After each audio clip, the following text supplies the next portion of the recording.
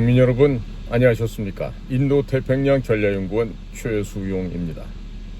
오늘도 저희가 준비한 내용을 애청하고 계시는 대한민국 전국 곳곳에 계시는 국민 여러분, 또 해외에 계시는 우리 해외 동포 여러분, 한 분 한 분께 감사의 인사를 전해 올립니다. 자, 제목 옆에 더보기가 있습니다. 더보기 눌러보시면 저희 인도태평양 전략연구원 홈페이지에 들어가실 수가 있고 여러 가지 내용들을 보실 수가 있어요. 가서 보시고 여러분들 취향대로 잘 활용해 보시길 바랍니다. 자, 지금 트럼프 대통령과 한독수 권한대행 간의 대화가 어제 있었습니다. 그리고 나서 지금 대한민국 언론들이 보도하고 있는 내용을 보자면요, 아직도 대한민국 언론 수준이 형편없이 저열하다, 형편없이 낮은 수준이다 라는 점을 우리가 또 개탄하지 않을 수가 없는 이런 기사들을 보게 됩니다. 다름이 아니라 지금 계속해서 방위비 얘기를 꺼내고 있어요. 방위비. 자, 예를 들어서 너네 나라 방위비를 2.0%에서 4.0%로 인상시켜라 라고 했을 때 그 말은 방위비라는 개념으로 통용될 수가 있습니다. 그러나 지금 우리나라 이 바보 같은 언론사들이 얘기하고 있는 이 방위비는요, 그러한 개념과 뭡니다. 예를 들어서 주한미군이 방위비를 쓰는 데 있어서는요, 자국의 국방부에서 예산을 책정하고 그 돈을 갖다가 의회 비준을 받고 난 이후에 쓰는 것이지, 절대로 이것을 가지고 무슨 주한미군이 여기 와서 주둔하는데 쓰는 돈은 없습니다. 방위비로. 자, 그러면 우리나라 이 저열한 언론 미디어들이 얘기하는 주한미군 방위비라는 얘기는요, 바로 주한미군이 한반도에 와서 주둔하는 데 필요한 비용을 얘기합니다.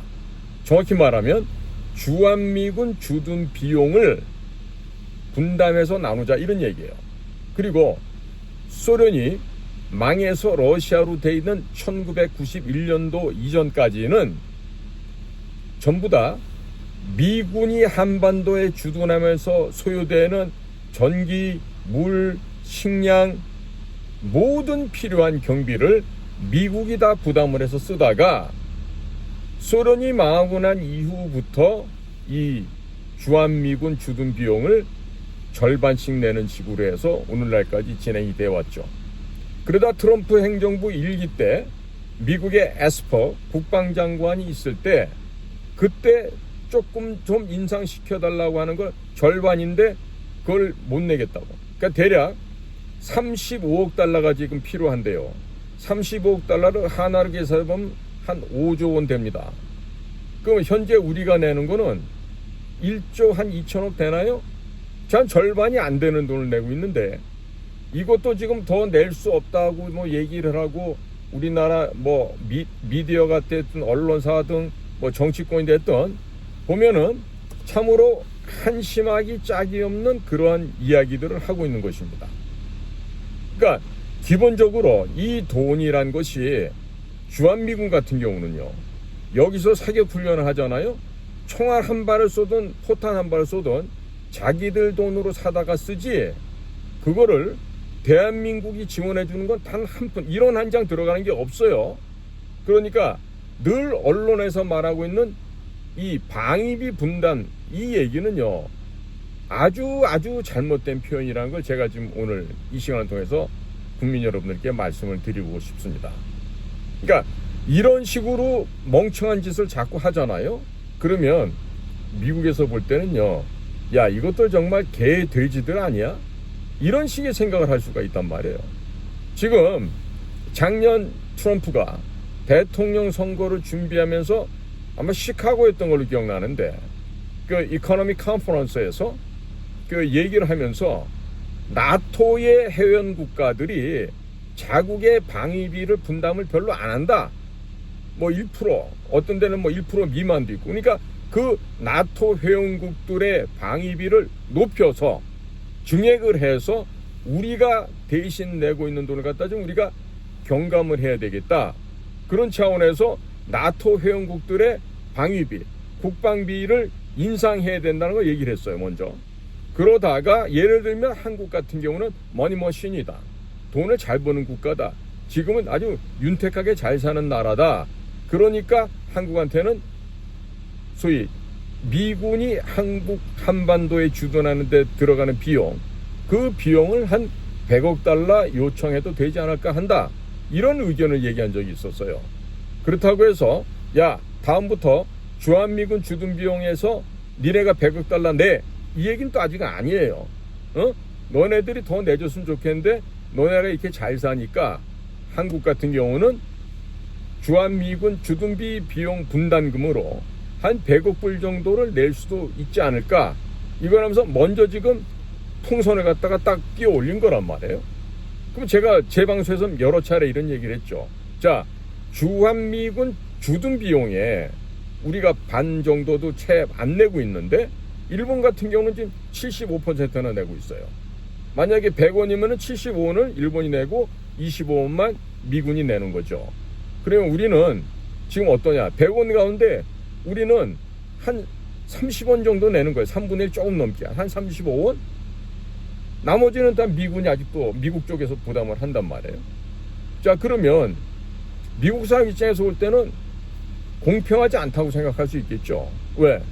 절반씩 부담하는 게 공평하다고 생각할 텐데 아직도 미국 쪽에서 더 많이 내고 있으니까 공평하지 않다고 생각할 거고, 일본과 상대적으로 비교해보면 더 불공평하다라고 생각할 수 있는 것입니다. 자, 그러면 우리는 여기서 발상의 전환, 생각을 전환해야 된다. 그럼 생각을 어떻게 바꿀 건가? 그래, 우리 잘 살아. 잘 사니까 그동안 우리 잘 살게 해준데 미국이 많이 도와줬으니까 이제 우리가 좀 은혜를 좀 더 갚을까? 하면서 얘기를, 자, 지금 현재 실질적으로 들어가는 주한미군 주둔에 필요한 비용이 35억 달러 정도 되니까 우리가 좀 다 내면 어떨까? 먼저 공격적인 제안을 하는 거죠. 자, 제가 왜 이렇게 말씀드리냐면요. 2023년 기준했을 때 국방비로 들어간 돈이 우리가 57조 원입니다. 예? 훈련소 신병 교육부터 해갖고 최첨단 무기 도입하는 것까지, 또 물론 거기 경상비로 급여 이런 거 다 포함해서 그렇다는 얘기예요. 자, 그런데 시민단체, 비정부단체, NGO 같은 거, 이런 그 좌파 단체들한테 소위 좌파 생태계를 육성하고 먹여주려고 자그마치 102조 3천억 원이라는 돈을 갖다가 썼습니다. 자, 그 돈이 부족해서 24조 원은 추가로 성인지 예산이라고. 도대체 우리나라에 성인지가 왜 필요하죠?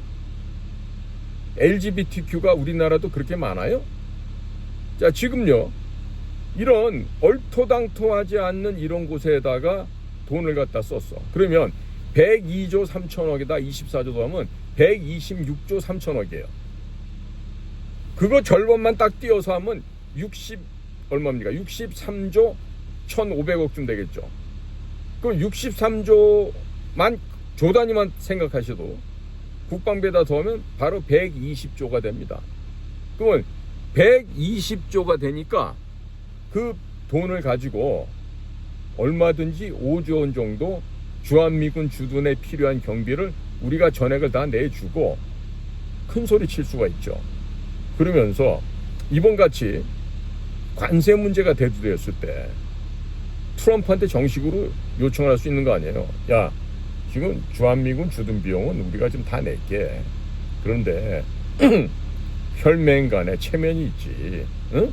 우리가 이렇게 해가지고 주한미군 주둔에 관련된 비용 전체 한 35억 달러 되는데 이 5조를 우리가 다 내게 되면은 앞으로 관세 얘기는 시끄럽게 얘기를 하더라도 대한민국과 미국 사이에서는 관세가 없는 것으로 넘어가자. 이거를 하나의 지렛대로 쓸 수 있는 거 아니겠어요? 거기에다가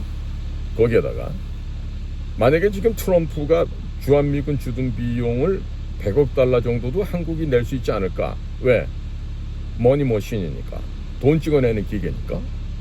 그렇다면 오케이, 우리가 그러면 100억 불을 내는데 나머지 65억 불은 백령도에서 시작해서 덕적도, 영종도 부근이에요. 덕적도에 좀 더 내려와서 흑산도 옆에 가고도, 더 내려와서 제일 큰 섬 제주도에 각 섬별로 활주로를 닦고 항만 해군 시설을 짓고 하면서 미군의 공군 해군 해병대가 백령도, 덕적도, 가고도, 제주도, 특히나 제주도 같은 경우는 가장 크고 광활한 비행장과 해군 항모가 들어올 수 있는 소위 항만시설, 소위 해군 기지를 설치를 해서 아예 중국 해군이 태평양 입구에조차도 못 들어오게 원천적으로 봉쇄를 해버리면 될 거 아니에요. 그리고 65억 불을 가지고, 그럼 대략 얼마쯤 될까요? 한 근 10조 가까이 되겠죠? 그럼 그 돈을 풀어서 뭘 하면 됩니까? 우리나라 건설회사, 토목회사, 그런 회사들로 하여금 백령도, 덕적도, 가고도, 제주도에 각각의 군사시설을 신축하는 것이죠. 그렇게 해서 침체되어 있는 대한민국의 건설 경기를 활성화시키고 부활해서 대한민국 건설 시장을 활성화시키면 국내 내수 진작이 될 거 아닙니까? 그리고 일자리가 늘어날 거 아니겠습니까? 한 10조를 갖다가 가구당 무슨 25만 원씩 이런 게 뿌리는 게 아니고 건설사, 토목사 이런 데다가 공사를 줌으로 해서 미군과 한국군이 공동으로 근무할 수 있는 그런 군사시설, 군사기지를 신설하는 것이죠. 그러니까 백령도에다 짓고, 그럼 백령도 거기다가요, 소위 말하는 중공, 북한 두 곳을 동시에 관측하고 감시하는 레이더망과 함께 양쪽을 다 공격할 수 있는 사정거리 500km나 되는 천무를 갖다 배치하는 겁니다. 그 다음에 이지스 어시오 같이 소위 말해서 그 적들의 미사일 공격을 방어할 수 있는 것까지 설치해놓고, 또 기왕이면 사드도 갖다 놓고 이러면서, 자, 우리가 그러면 주한미군 주둔 비용으로 100억 달러를 내서 우리가 이런 기지를 만들어 놓고 할 테니까 미군 너네들도 오는데 그냥 맨입으로 오면 안 되지 않겠니? 선박도 갖고 오고 미사일 기지도 갖고 오고 또 뭐 항공기도 전투기도 와서 한반도 자체를 침몰하지 않는 불침 항공모함으로 만들어서 중국을 때려잡으러 가자, 이렇게 역제안을 하는 게 필요하지 않겠어요? 우선 통사교섭 본부장님이 가셔갖고 미국의 상무부 USTR과 마주 앉아서 어쩌고저쩌고 얘기한다고 하는데, 지금 미국이 우리한테 필요한 게 있죠. 하나는 뭡니까? 조선 쪽에서 바로 미국의 군함을 대한민국 조선 회사들이 만드는 겁니다. 이번에 보셨죠? 한화오션에서 그 거제도에 수리를 맡기로 왔던 MRO 사업차 들어왔던 미국의 함정을 그야말로 완전히 리노베이션 하는 게 설계도면도 안 줬는데 그렇게 완벽하게 수리해서 보완을 해서 돌려줬다는 거 아니에요. 지금 미국 해군은 깜짝 놀란 거예요. 야, 도대체 한국이 어떤 나라이길래 설계도면도 없이 배를 이런 식으로 고쳐놓을 수가 있을까? 믿음이라는 게 생기는 겁니다. 신뢰라는 게 생기는 거예요. 거기에다가 우리나라가 앞으로 에너지와 식량 시장에서 VVIP가 될 수 있는 길이 있잖아요. 지금 미국이 필요한 거는 알래스카에 LNG, 리퀴드 내추럴 가스, 액화 천연가스를 개발하는 게 필요합니다. 그러면 우리가 그 개발하는 게 될지 안 될지 모르겠다고 이렇게 겁들어 먹는데, 아니, 다 되고 난 다음에 참여하는 건 누구나 다 할 수 있죠. 하지만 될지 안 될지 모르지만 해서 불가능을 가능으로 만들면 우리한테는 무한대의 기회가 생기는 겁니다.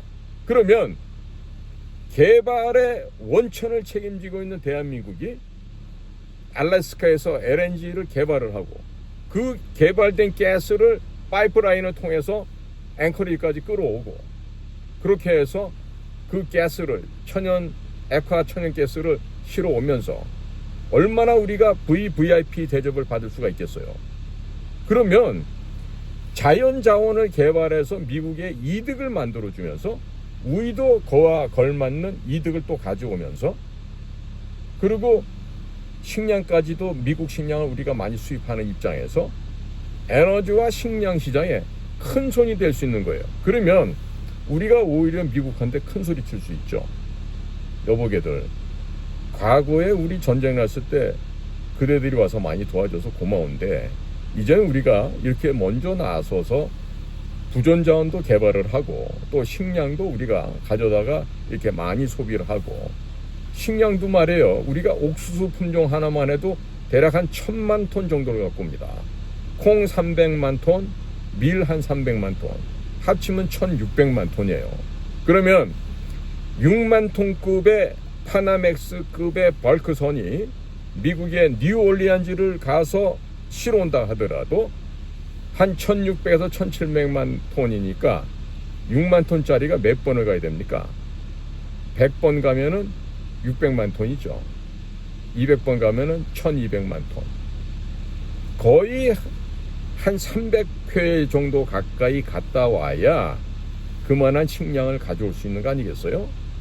자, 그렇다면 우리가 얼마든지 주도권을 쥐고 미국과 협상을 할 수 있는 것입니다. 왜 이런 생각도 못하죠? 자, 지금 오히려 미국이 상관 관세를 얘기하는 데 있어서 오히려 우리에게 기회가 올 수 있다고 저는 생각하고 있어요. 자, 지금 보십시오. 우리나라 기업을 통해서 비교를 해드릴게요. 현대와 삼성이 있는데, 삼성은 China Development Forum이라고 하는 CDF의 이재용과 중역들이 갔다 왔어요. 현대는 정의선 회장이 루지애나에다가 제철소를 짓고 또 조지에다가 제3공장을 지으면서 트럼프가 있는 백악관에 가서 직접 그 투자를 발표하고 거기서 환영을 받고 이런 걸 하고 있습니다. 지금 삼성같이, 물론 삼성의 그 소위 주주라고 하는 사람들이에요. 그 소위 말 회사를 영업이익을 책임지는 그 사람들이 미국이나 유럽의 큰 손들이 많겠죠. 당연히 저는 뭐 주식을 하지 않습니다만은 삼성 같은 경우 주주의 절반 이상은 외국 사람들일 거란 말이에요. 그러면 그 사람들의 주장과 요청에 의거해서 중국 시장을 버릴 수가 없을 것입니다. 그러나 현재 국제 정세가 돌아가는 것을 정확하게 파악을 했더라면, 그리고 명확하게 인식을 했더라면 삼성이 해야 될 조치는 CDF를 가고 뭐 딴소리를 하고 추가적으로 중국에 투자하고 이게 아니라 중국의 시안에 있는 공장을 폐문하고 또 다른 쪽에 있는 회사들도 문 닫아버리고 폐문하고 돌아와서 국내 혹은 미국에다가 투자하는 거예요. 당장에는 몇 조 원의 손실이 있는 것처럼 보일지라도 멀리 보고 길게 본다면 수백 조의 이득이 더 남을 수 있는 것이죠. 야, 니깐 놈이 뭐 기업 경영해봤다고 그렇게 얘기해. 그렇지 않아요. 뭐 기업 경영하는 놈 따로 있습니까? 그럼 거꾸로 니들은 목숨 걸고 한번 일해봤어? 전 이렇게 반문하고 싶어요. 너네들은 목을 내놓고 죽을지도 모르는 환경에 들어가라 그러면 들어가겠어? 우리는 그렇게 살았거든. 죽을지도 모르는데 위에서 조직이 명령을 내리니까 군말 않고 가서 설령 목숨을 잃을지언정, 가족을 영영 못 보게 될지언정 우리는 갔단 말이죠. 자, 그래서 저라면 그런 결정을 내리겠다 이 얘기를 드리는 거예요. 자, 앞으로 두고 보세요. 저는 현대가 정말로 세계적인 기업으로 성장할 수 있다. 저는 이렇게 보고 있습니다. 왜? 앞으로 우리 동료가 개발한 이 변속기가 있어요. 부피가 기존의 변속기보다 10분의 1로 줄어듭니다. 효율은 동일하거나 그 이상입니다. 자, 그럼 이 변속기 모든 모빌리티에 적용을 할 수가 있어요. 항공기, 선박, 자동차, 오토바이, 자전거, 뭐가 됐든 엔진을 넣고 돌리는 그런 기계에는 이 변속기를 집어넣어서 일대 혁명을 만들 수가 있는 거죠. 지금 이 변속기가 미국으로 소개돼서 지금 가고 있습니다. 이런 일을 우리 연구소에서도 하고 있는 거예요. 그러면 만약에 이런 변속기가 테슬라랑 포드랑 GM이랑 크라이슬러랑 연합이 됐어. 그러면 모빌리티에, 특히 자동차 산업에서 미국의 자동차 회사가 혁명을 일으켜버리는 거예요. 물론 우리나라처럼 이렇게 밴더가 1차 밴더, 2차 밴더, 3차 밴더, 4차 밴더 이렇게 있는 구조에서는 이런 식으로 해가지고 기술 혁신 해버리면 1, 2, 3차, 4차 밴더 업체들이 다 말라 죽을 수가 있기 때문에 안 돼요. 할 수가 없어요. 그러나 자, 지금처럼 만약에 테슬라 자동차 주가가 빠진다 뭐 이런 얘기를 하는데, 그래? 그러면 테슬라 구조를 한번 바꿔볼까? 이 변속기 집어넣어서 생산 단가를 줄이고 효율은 높이고 그 다음에 더 오래가고 파워풀하게 이런 식으로 전기 자동차가 바꿔진다면 세계 자동차 시장은 완전히 변화를 느끼게 되겠죠. 변화가 아니죠. 이때는 혁명의 혁명. 자, 이런 겁니다. 그러면 우리나라는 우수한 두뇌들이 많고 우수한 능력을 가진 사람들이 도처에 있습니다. 거의 모든 분야에 그렇습니다. 그러면 이와 같은 인재들의 힘과 에너지를 모아서 이것을 총체적으로 발휘할 수 있게끔 만들어야 돼요. 저는 그것 또한 정치의 영역이라고 생각합니다. 그리고 더 나아가서는 국가정보부가 이런 일을 해야 돼요. 그런데 지금 못하고 있잖아요. 그래서 제가 오늘 드리는 얘기는 왜 생각이 이렇게 짧을까? 그러니까 공무원들은, 판사 검사들은 뭐가 안 돼. 왜? 독창적인 세계를 생각을 할 수가 없어요. 불가능하다고. 판례를 봐야 되고 조문을 봐야 되고 미지의 세계에 아무도 가보지 않은 곳에 간다? 겁이 나서 못 가는 거예요. 할 수가 없다니까. 제가 지금 코로나 때 몸을 상해갖고 지금 못 가서 그렇지, 지금 제가 개발한 액체 비료를 갖고 지금 계속해서 진행을 시켰더라면 GMO 유전자 변형 종자를 사용하지 않고서 천연 내추럴 종자를 갖고서 생산량을 20% 30% 증가시킬 수 있는 그 비료를 제가 만들어 놓은 게 있단 말이에요. 그런데 문재인 정권의 그 잔인무도한 중국 사람들 마구잡이로 들어오게 하는 그 과정에서 제가 2020년 8월 15일 국민대회를 광화문에서 열기 위해 백선엽 장군 돌아가시고 그 빈소를 40부제를 하겠다라고 억지를 부리면서 우리 나라지킴이 고교연합 선배들하고 그 광화문 광장을 지켰단 말이에요. 그 직후에 돌아온 보복은 제가 코로나 환자로 강제로 캠프에 입실이 되고 병원까지 끌려갔다가 2달간이나 혼수 상태에 있다가 깨어나는 이런 비극을 겪었단 말이죠. 지금도 몸이 불편해요. 왜? 그때 일을 생각하면 이가 바득바득 갈리죠, 저도. 그러나 아직은 때가 아니기 때문에 지금 참고 있는 것 뿐입니다. 자, 국민 여러분, 우리가 말입니다, 요즘처럼 이렇게 국제정세 돌아가는 걸 제대로 파악하지 못해서야 이 어찌 사람이라고 하겠습니까?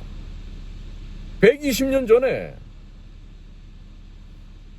고종이, 민비가 그런 어리석은 짓을 하고 국제정세의 동향을 모르고 그 바보 같은 짓을 하고 아관파천을 하고 이런 멍청한 짓을 하다가 러일 전쟁에서 일본이 승리하고 바로 맺어진 게 뭡니까?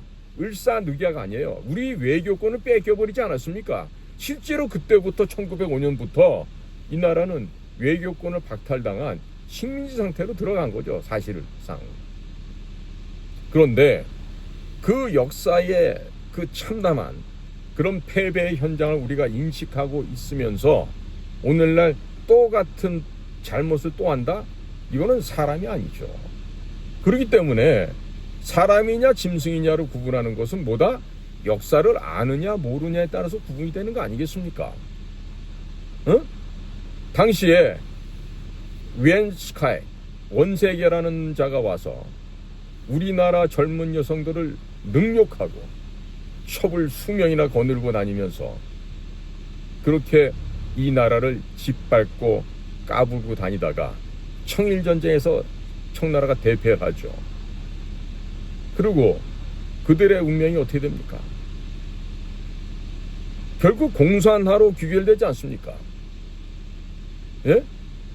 손문이 1911년 신해혁명을 통해서 잠깐 소위 중국이라는 나라를 좀 변화시켜볼 노력했지만 결국 1921년도에 설립된 중국 공산당에 의해서 장개석의 국민당과 국공합작을 거치고 만주사변과 중일전쟁을 거치면서 여러 가지 일들이 벌어졌지만 결국 귀결은 뭐다?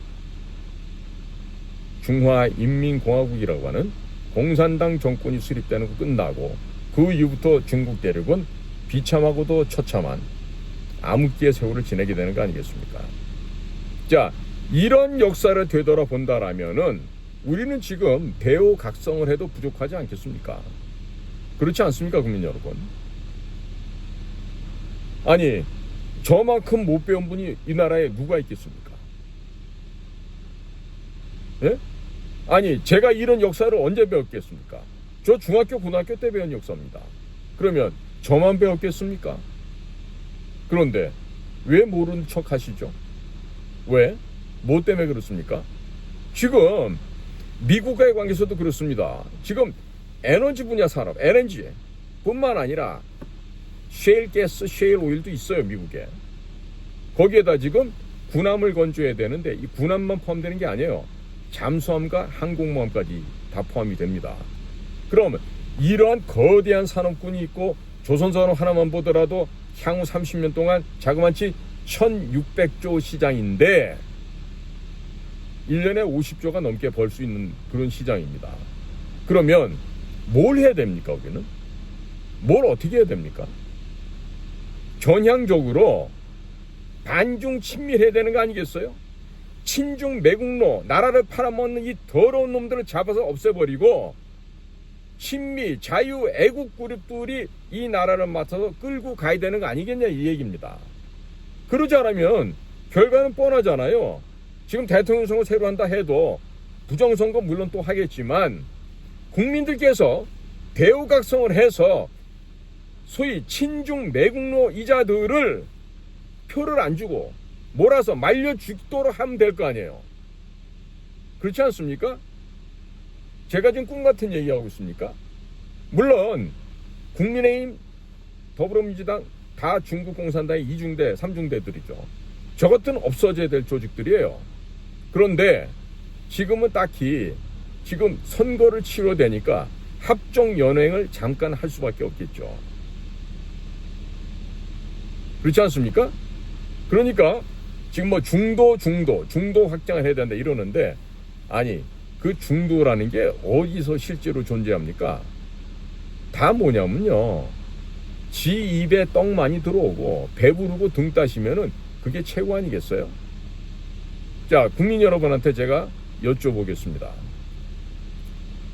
물론 제 방송 보시는 분들은 대부분 각성돼 있고 지적 수준이 저보다도 뛰어나신 분들이 더 많으세요. 그런데 제가 오늘 이 말씀 드린 건 굉장히 우리 독자분들한테는 송구하고 죄송스러운 말씀이거든요. 아직도 중국이 뭔지를 깨닫지 못하는 개돼지들이 있어요. 안미 경중이라고 떠들던 박근혜 정권 때 안보는 미국과 경제는 중국과 이런 개소리를 하던 놈들이 외교부, 국가안보실, 청와대 이런 데 질비하게 있었단 말이에요. 국제정세를 전혀 못 읽는 자들이에요. 뭐가 뭔지는 몰라. 그리고 앉아서 그저 연매하고 그 사료나 받아 먹을 수 있으면 거기에 감사하면서 꼬랑지 흔드는 그런 강아지들처럼 그런 놈들이 장관을 하고 차관을 하고 국가안보실장을 하고 차장을 하고 이런 짓을 하면서 박근혜 대통령을 바보로 만들었던 거지. 미쳤다고 전승기념절에 갑니까? 그렇게나 가지 말라고 얘기를 하는데도 그 당시 외교부장관이 누구야? 윤병세 국가안보실 뭐 하는 데냐고 그런 데가. 그러니까 이번에도 지금 어제 한덕수 총리하고 얘기하는 거 보면요, 딴 얘기가 아니라니까. 한덕수 총리님 수고 많으십니다. 고마워요. 그런데 우리가 드린 숙제 있죠? 우리가 보내드린 숙제, 그거 잘하십시오. 그리고 전환기에 관리 잘하셔서 친미 반중 대한민국으로 거듭날 수 있게끔 도와주시기 바랍니다. 이렇게 정중하게 예의를 갖췄다고 보여집니다. 좀 더 속물적으로 얘기하면, 여보시오, 한 총리 정신 똑바로 차리고 시킨 일이나 잘해. 중국 놈들 때려잡는 거나 잘하라고. 딴 데 신경 쓰지 말고. 이 얘기에 지금. 응? 그러나 국제관계 속에서는 우리가 예의를 갖춰야 되고 품격 있는 얘기를 해야 되고, 그렇지 않습니까? 그러니까 지금 상황에서는 한덕수 국무총리처럼 영어도 잘하시고, 왜 그분도 하버드 나오고 학부는 서울대학 나오시고, 그러니까 굉장히 한덕수 총리는 제가 우리 무역협회 회장할 때도 여러 차례 배웠는데 굉장히 온화하시고 특히 영어를 잘하세요. 그러니까 중간 과도기에 있는 현 한국을 치리하고 이끌어가는데 어떻게 보면 최적임자라고 할 수 있는 사람이 지금 한덕수 국무총리이기도 하죠. 그러니까 한덕수 총리한테 부탁하는 메시지는, 총리각하 남아있는 2달 잘 관리해서 친중 매국노를 없애버리는데 노력하시고, 그리고 친중 매국노를 없애는 거예요. 응? 반중 매국노가 아니라 친중 매국노들을 제거하고, 그리고 한국의 정치 문화를 친미 애국 그룹으로 이거를 바꾸는데 일조해 주시기 바랍니다 라는 얘기예요. 그러면서 알래스카 LNG권도 얘기를 하고 또 배 만드는 조선업도 얘기가 나오고 한 것이죠. 물론 언론에 보도되지 않는 비하인드는 많이 더 있을 겁니다. 그러나 그런 얘기를 다 공개할 수는 없죠. 당연하죠. 그러니까 한덕수 총리를 무슨 국힘당에서 대선 주자로 민다 어떤다 하니까 대번에 지금 일종의 바로 즉각적인 카운터 펀치로 날아오는 게 직접 대화였죠. 직접 대화를 통해서 아마 한덕수 총리니까 그런 말씀을 다 이해하고 소화해서 뭘 어떻게 해야 될지를 갖다 아는 거죠. 그리고 또 한 가지는 이런 식으로 해서 덮고 가잖아요. 아니, 한 총리가 대통령 후보로 나섰을 때 우선 본인 스스로가 권력에 대한 의지가 없기 때문에 그럴 일은 없겠지만, 그렇게 된다면 또다시 문재인을 보호하는 제2막이 또 올라갈 수 있다. 이거를 미국이 고려했을 거라고 봅니다. 왜? 조 바이든 정권은 부정선거를 통해서 당선된 가짜 정권, 거짓 정권이었기 때문에 조 바이든이 있을 당시에 윤 대통령이 부정선거 이슈를 표면화했다라면 먼저 암살당하거나 제거될 수 있었겠죠. 그러나 문재인이가 이 나라를 반역하고 여적죄를 진 것에 대해서는 윤석열 정부가 반드시 처리를 했었어야만 해요. 그런데 그걸 안 했는 상태에서 윤석열 대통령이 탄핵당하고 다시 한덕수가 올라온다? 그럼 절대로 문재인은 또 안전지대로 속하게 되겠죠. 그러니까 그런 거 저런 거를 지금 복합적으로 워싱턴에서는 지금 보고 있고 이미 파악하고 있다는 얘기예요. 그리고 이미 중요한 사람이 와서 앞으로 이 나라의 대통령이 될 예비 주자에게 모종의 말씀을 전해주고, 그리고 일종의 테스트 겸 혹은 확답 겸 해서 사인을 남겨주고 갔다는 거예요. 그거 언제인지 누군지는 제가 지금 밝힐 수는 없어요. 나중에 그분이 대통령이 되고 나면 그때 가서 제가 공개할 수가 있습니다. 자, 그러니까 국민 여러분들께서도 제발 좀 역사적으로 우리나라가 지금 어떤 일을 겪어왔고 지금 상태는 어떤 상태고, 그렇기 때문에 우리 국가를 구성하고 있는 국민 주권 아니겠어요? 그러면 우리 국민 한 분 한 분은 내가 어떠한 결정을 내려야 되겠다. 당연하죠. 친중하는 자들을 배격해야 되죠. 그래서 제가 친중 매국노들이라고 얘기하는 겁니다. 구체적으로 얘기 들으면 누가 있어요? 민주당 애들이 다 그렇지. 조국당 애들도 다 그렇지. 진보당 애들도 다 그렇지. 지금 그뿐만입니까?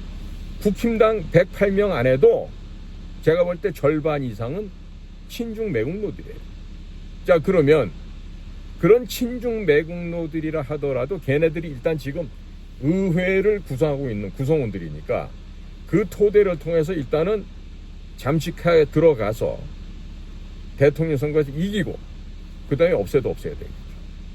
그렇죠? 자, 그러니까 어차피 지금 6월 초가 되면 우리는 대통령 선거를 해야 됩니다. 여기서 특히 조심해야 될 거 뭐다? 사전투표를 안 해야 된다. 야.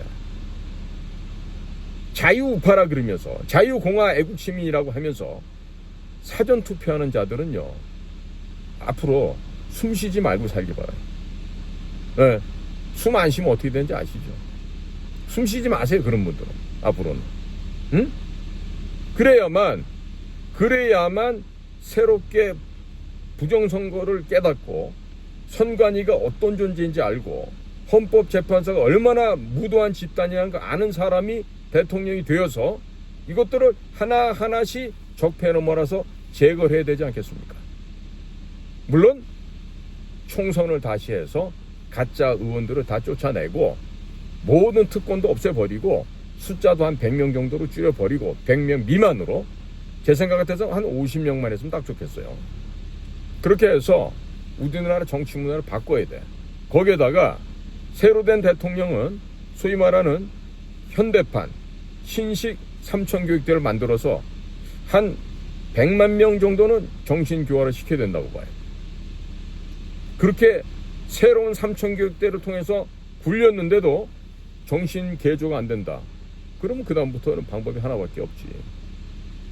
어? 하나밖에 없죠, 그거는. 자, 그러니까 지금 우리 국민들의 전반적인 의식 수준이 높아지셔야 됩니다. 한마디로 분별력을 가지셔야 돼요. 누가 적이고 누가 친구인지. 우리 적은 누구야? 중국이야. 친구는 누구야? 미국이야. 이거를 구분 못하고 밥 먹는다? 그건 개 돼지지. 그게 어떻게 사람이라고 할 수 있겠어요. 특히 전라도 여러분들 동네 앞으로 이대로 나가면 풍력발전소 생기고 개펄 엉망돼. 어? 태양열 발전한다고 여러분들 지금 강과 호수 산이 전라도 땅 엉망이 됐지. 앞으로 카드뮴, 납, 수은 중독이 돼서 앞으로 여러분들 후손 전부 다 이따이따병 같은 거 걸려서 전부 다 곳곳에서 지체 부자유 상태의 사람들이 속출하게 될 거예요. 그러면 누가 우리의 친구고 누가 우리의 적인지 알아야 될 거 아니야. 간단하다니까. 친중 매국노가 되겠느냐 아니면 애국 친미 세력이 되겠느냐, 둘 중에 하나만 선택하면 되죠. 이것도 구분 못해요? 그러면 밥은 왜 먹어? 숨은 왜 쉬고? 그럴 필요 없잖아요. 그렇지 않습니까? 지금 이 못 배워먹고 무식한, 즉 어느 집안에 종노비에 불과한 애들이 지금 대표 언론이라고 떠들고 있어. 어? 그리고 빨리 저 이진숙 방통위원장님은 폐간해야 될 게 좀 몇 개 있을 텐데, 없애버려야 돼도 빨리 좀 그 조치 좀 해주시고요. 자, 이렇게 해서 얼마 남지 않은 시간 동안에 우리는 혁명보다 더한 혁명을 완수를 해야 됩니다. 국민 여러분들 꼭 좀 기억해 주시고요. 다들 정확한 판단력과 분별력을 가져주시길 바랍니다. 그리고 우리 자유우파 여러분들에게 꼭 신신당부를 드리고 싶은 말은 뭐냐? 젊은이들 키워야 됩니다. 젊은 사람들 키워야 앞으로 미래가 있는 거 아니겠습니까? 자, 예를 들어서 공직생활 30년 하고 나와가지고 또 무슨 단체마다 장을 또 해. 그러고서 평생 녜녜녜녜 그리고 지당 대신으로 살아왔던 공직자들이 사회 나간다고 바꿔질 거 있습니까? 안 바뀝니다. 미래에 한 번도 해보지 않은 일을 해낼 수 있습니까? 못합니다. 그러면 늘 보면은 아까처럼 늘 해왔던 관성대로 일을 할 수밖에 없어요. 자, 그런 영감 할머니들 모여서 경로당 만들어 놓고 정당이요 무슨 단체요 해봤자 할 수 있는 일이 뭐가 있습니까? 과거에 공직이랍시고 앉아서 있을 때는 나라에서 돈이 나오니까 그 예산 갖고 뭘 한다고 흉내를 냈지만 이제는 연금 받아먹는 생활하는 주제에 어디 가가지고 단돈 10,000원짜리 밥 사기도 힘든 인생들 아닙니까? 그러면서도 옛날처럼 대접받기나 원하고 절대로 젊은 사람들 공들여서 애착을 갖고 키울 생각을 안 해요. 자, 혹시 제 방송 보는 사람들 가운데 혹시 후학들을 영재라고 생각하고 그런 사람들을 키워본 사람 얼마나 됩니까? 우리 자유우파 진영에서. 특히 공직생활한 사람들 가운데 연금 받아 처먹는 사람들 가운데 몇 명이나 있습니까? 그렇게 사는 사람들이? 5명 될까요? 10명 될까요? 부끄러운 줄 알아야 됩니다. 부끄러운 줄 알아야 돼요. 응? 그래서 오늘 제가 어제가 한덕수 총리님하고 트럼프 대통령 사이의 대화를 통해서 이제 언론이 보도하는 거 보니까 딱 하나는 짚어줘야 되겠다. 주한미군 주둔비용 분담금입니다. 주한미군 주둔에 사용되는 돈을 분담해서 내는 돈이에요. 절대로 방위비가 아닙니다. 무식한 소리 좀 그만들 하기 바랍니다. 특히 레거시 미디어의 기자 양반들 거기 스카이 대학 안 나오면 못 들어간다고 그러고 그런 얘기들 하던데 스카이 대학 나오면 뭐 할 거야? 스카이 대학 나온다고 거기 사람 같은 기자가 몇이나 있어요. 또 그러겠네. 서강대학교, 성대, 한대 이런 데는 스카이 대학보다 못하냐고 얘기하기. 물론 거기 나와도 훌륭한 분 많이 있죠. 그러나 제가 얘기 드리는 거는 그런 무슨 과거에 무슨 중고등학교 때 공부 좀 해서 대학 간 거 가지고 평생 울고 먹지 말라는 얘기예요. 창피하지 않아요? 아직도 무슨 스카이 얘기하고 서울대 나온 사람이고 연고대 나온 사람 아니고 그랬습니까? 세상에 어디가 그래? 응? 옛날에 우리가 대학 갈 때는 부산대 경북대학이 솔직한 얘기로 연고대 수준 이상이었다니까. 응? 훨씬 뛰어난 학생들이 많아도 가정 형편상 상경할 수 없어서 그냥 경북대 가고 부산대 가고 그랬다고. 무슨 소리도 하라는 거야. 건방지게. 응? 경북대학교나 부산대학교는 단과대학이 많고 해서 진짜로 영어로 말하는 유니버시티가 돼요. 서울에 있는 대학 중에서는 유니버시티급이 안 되는 애들이 많잖아요. 얼마나 많은데. 제가 이렇게 말씀드리면은 지금까지는 우리 학교 뒤에다가 무슨 유니버시티 했는데 그 유니버시티 수준 안 된 학교가 더 많다니까. 양심 있으면 가슴에 손 얹고 생각해봐요. 진짜 내가 유니버시티 나왔는지. 칼리지지 무슨 유니버시티 나와. 그러니까 그 과거에 학벌이니 이런 거 갖고 어줍지 않게 지방대라고 무시하고 이따구 소리들 하지 말라니까. 전북대, 전남대 마찬가지야. 경북대, 부산대 이런 데가 훨씬 서울에 있는 대학보다 수준들이 높았다니까. 뭘 알고들 얘기하세요. 요즘에 이상하게 교육제도가 바뀌어서 그렇게 된 거지. 응? 자, 국민 여러분, 다시 한번 강조합니다. 방위비 협상이 아니고 주한미군 주둔에 해당하는 비용을 하는 협상이에요. 그러니까 나 같으면 아예 배고프 주겠다 이거야.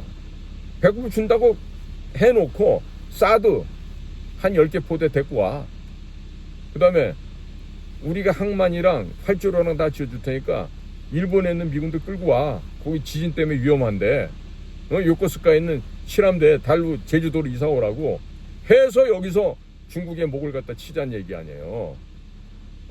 왜 못해요 그거? 얼마든지 할 수 있는데. 앞으로 대통령 되실 분이 그런 일도 좀 추진할 수 있으면 좋겠습니다. 당연히 중국의 풍력 발전은 근본적으로 다 없애버리는 겁니다. 자, 오늘도 저희 방송을 경청해 주셔서 감사를 드립니다. 저는 인도태평양 전략연구원 최승용이었습니다. 고맙습니다.